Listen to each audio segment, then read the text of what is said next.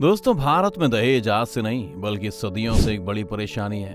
और हमें लगा था कि जैसे जैसे भारत में एजुकेशन और इकोनॉमिक ग्रोथ बढ़ेगी वैसे ही दहेज के मामले भी कम हो जाएंगे। लेकिन सभी स्टडीज यही पॉइंट करती हैं कि भारत में दहेज के मामले कम होने के बजाय और ज्यादा बढ़े ही हैं। लेकिन ऐसा क्यों, और क्यों साल दर साल भारत में दहेज के मामले बढ़ रहे हैं? और आज इन्हीं सब सवालों का जवाब हम देने की कोशिश करेंगे, तो वीडियो के अंत तक बने रहिएगा हमारे साथ।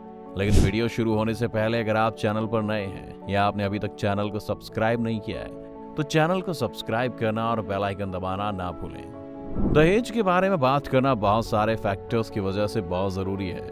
ये अपने आप में एक सामाजिक दुष्कर्म तो है ही, लेकिन इसके साथ साथ ये कई तरह की और परेशानियों को भी जन्म देता है। जैसे कि बहुत से लोग आज भी लड़कियों को जन्म देने से कतराते हैं और उनकी भ्रूण हत्या कर दी जाती है। इसके अलावा जो परिवार लड़कियों को पालते हैं उनमें यह भी देखा गया है कि वो इस दहेज के बोझ के कारण बहुत पहले से ही ज्यादा पैसा सेव करना शुरू कर देते हैं और अपने बजट को कम कर देते हैं, जिस वजह से वो एजुकेशन या फिर हेल्थ और बाकी सेक्टर्स में कम पैसा खर्च करते हैं, जो लॉन्ग रन में उन्हें नुकसान ही करता है, क्योंकि वो ये पैसा अपने भले के लिए नहीं बल्कि एक दिन किसी लड़के को देने के लिए सेव कर रहे होते हैं। अगर आपको हमारी बात पर यकीन नहीं होता तो आंकड़े देख लीजिए। जब 1980 में सोने के दाम अचानक से बढ़ने लगे थे तब भारत में फीमेल मोर्टेलिटी गिरने लगी थी और साथ ही डोमेस्टिक वायलेंस जैसे मामलों में भी एक बड़ा उछाल आया था। तो अब बात करते हैं कि दहेज का कॉन्सेप्ट आया कहां से।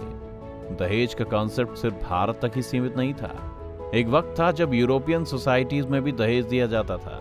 मजेदार बात तो यह है कि अंग्रेजों को बॉम्बे भी दहेज में ही दिया गया था, एक ब्रिटिश पोर्चुगल रॉयल वेडिंग में। लेकिन अब इन सोसाइटीज में दहेज बिल्कुल गायब हो गया है। पहले दहेज इसलिए दिया जाता था क्योंकि हिंदू समाज में लड़कियों के पास अपने पिता की संपत्ति पर कोई हक नहीं होता था, इसीलिए एक फैमिली लड़की को संपत्ति के तौर पर दहेज देती थी।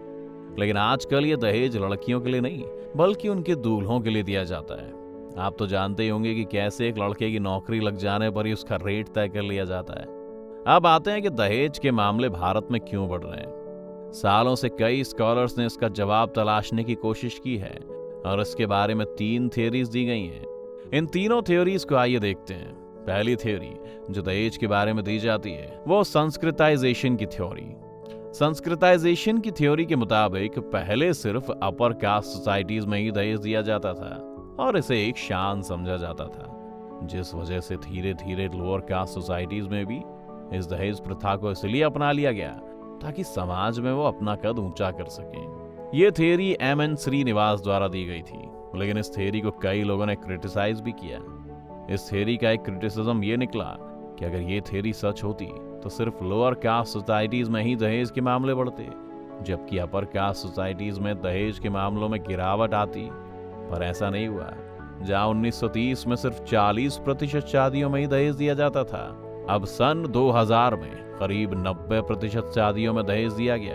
दूसरी थ्योरी जो इसे एक्सप्लेन करने की कोशिश करती है वो है सिवान एंडरसन की थ्योरी। ये थ्योरी कास्ट और कास्ट पॉलिटिक्स को सेंटर में रखती है, जिसके मुताबिक अपनी बेटियों की शादी अपनी कास्ट से ऊंची कास्ट में करने को एक शान की तरह देखा जाता है। तो क्योंकि पहले भारत में सिर्फ अपर कास्ट के लोग ही ग्रो कर पाते थे और उन्हीं के पास ही ज्यादा संसाधन होते थे, इसीलिए ज्यादातर दूल्हे इन्हीं परिवारों में शादियां करना पसंद करते थे।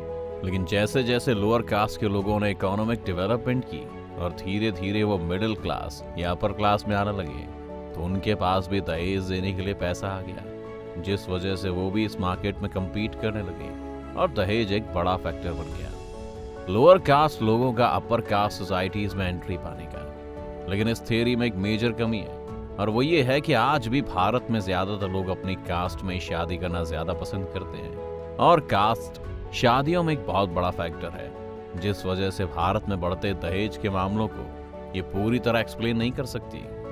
एक आखिरी थ्योरी जो इसे एक्सप्लेन करती है उसे कहते हैं ग्रूम क्वालिटी थ्योरी। 1930 से अब तक एजुकेशन की फील्ड में भारत में एक बहुत बड़ा इन्वेस्टमेंट हुआ है, जिससे सबसे ज्यादा फायदा लड़कों को हुआ है। यही लड़के फिर आगे जाकर ज्यादा अच्छी नौकरियां भी पाने लग जाते हैं, जिस वजह से वो एक अच्छे मैच के रूप में लड़कियों के परिवारों को पसंद आते हैं। लेकिन जैसे जैसे एक दूल्हा ज्यादा एजुकेटेड और ज्यादा पैसे वाला हो जाता है वैसे ही उसके स्टैंडर्ड्स बढ़ जाते हैं और लड़कियों के परिवारों को उतना ही ज्यादा उस दूल्हे को दहेज देना पड़ता है। इस थ्योरी को समझना उतना मुश्किल भी नहीं है। हम सबने अपने आसपास देखा ही है कि एक आईएएस ऑफिसर को एक आम सरकारी कर्मचारी से ज्यादा दहेज मिलता है। एनआरआईज को भी दहेज के रूप में काफी पैसा दिया जाता है, और ये सब कुछ इसलिए है क्योंकि सोशली ये लोग ज्यादा इन्फ्लुएंशियल माने जाते हैं। इसीलिए लोगों के हिसाब से ये उनकी बेटियों के लिए ज्यादा सूटेबल दूल्हे हैं। आज भी भारत में बहुत कम औरतें हैं जो घर के बाहर निकलकर काम करती हैं, जिस वजह से एक पति के ऊपर ही अपनी पत्नी को पालने की जिम्मेदारी होती है। और इस एक आर्ग्यूमेंट को इस्तेमाल करते हुए वो लड़की के परिवार वालों से उनकी बेटी की जिम्मेदारी लेने के लिए ज्यादा दहेज की डिमांड कर सकते हैं। केरला जैसी स्टेट्स जहां पर महिलाएं ज्यादा इंडिपेंडेंट हैं, वहां पर दहेज के मामले भी बहुत कम हैं। यही हाल नॉर्थ ईस्ट का भी है, जहां पर औरतों को परिवार में बराबर का स्टेक मिलता है, जिस वजह से वहां पर भी हमें दहेज के मामले कम ही देखने को मिलते हैं। तो अब सवाल यह है कि इस प्रॉब्लम का सलूशन क्या है? क्या दहेज के लॉस को और स्ट्रिक्ट कर देना चाहिए? एक्सपर्ट्स मानते हैं कि लॉस को स्ट्रिक्ट करना दहेज का सलूशन कभी नहीं हो पाएगा। भारत में अभी भी दहेज पर जो लॉ है वो काफी स्ट्रिक्ट है, लेकिन इससे कोई भी सुधार आता नजर नहीं आता है। लोग ये मानते हैं कि जैसे जैसे फैमिलीज गर्ल चाइल्ड एजुकेशन में ज्यादा इन्वेस्टमेंट करना शुरू करेंगी और लड़कियों को अपने पैरों पर खड़ा होने का मौका देंगी, वैसे ही दहेज के मामले कम होते हुए नजर आएंगे। आज भी हमारे यहाँ पढ़ी लिखी लड़कियों को शादी के बाद काम करने से रोका जाता है, जिसके लिए कई रीजंस बताए जाते हैं। कुछ फैमिलीज के मुताबिक अच्छे घर की औरतों को बाहर काम नहीं करना चाहिए, तो कुछ फैमिलीज मानती हैं कि अगर उनकी बहू बाहर नौकरी करेगी तो घर में काम कौन करेगा। एक सर्वे के मुताबिक 60% महिलाओं ने यह माना है कि वो घर के काम करने के लिए इसलिए भी मजबूर हैं क्योंकि उनके घर पर कोई और नहीं है जो इस काम को करने की जिम्मेदारी ले। आपको क्या लगता है, इस परेशानी का एक सही सलूशन क्या हो सकता है?